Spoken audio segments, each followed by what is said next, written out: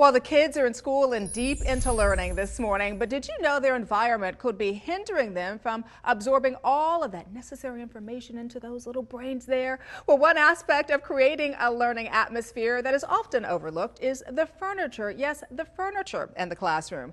Joining us in our parent-teacher corner this morning to talk about the well-designed classroom for better learning, we have John Musso from the Association of School Business Officials and Saul Wagner from Hertz Furniture, a provider of furniture solutions for the educational market. Gentlemen, good morning. Good to see you and have you on the show this morning. Good morning. Thank you. You know, something I really never thought about, the well-designed classroom or the furniture that my children are sitting on. Why should parents be interested in the furnishings in a classroom? Every parent is concerned about how their child learns in their education and their test scores, obviously. But what we seem to don't put together is the furnishings, the classroom environment has a direct relationship not only on how children learn, but on their behavior. And teachers can't teach unless a student's discipline is in order.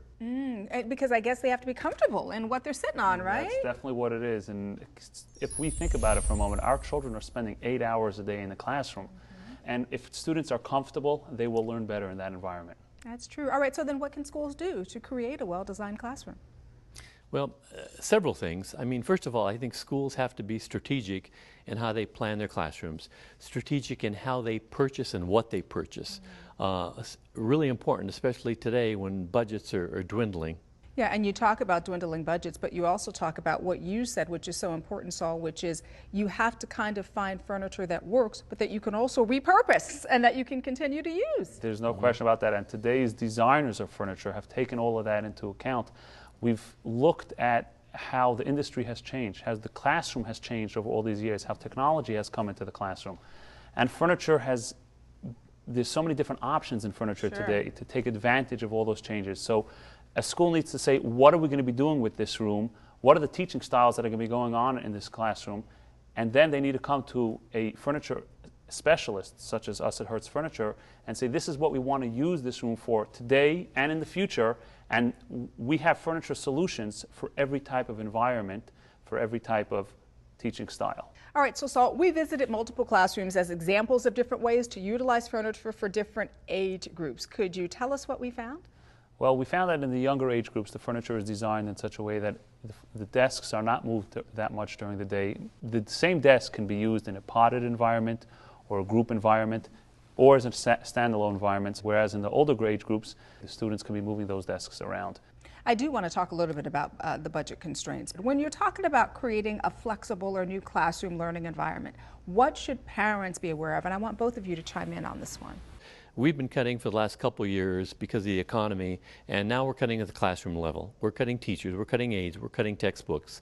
And so when schools put forward budgets that have things in them that may seem like fluff, like flexible and great design classroom furniture, typically those are the types of things that people criticize.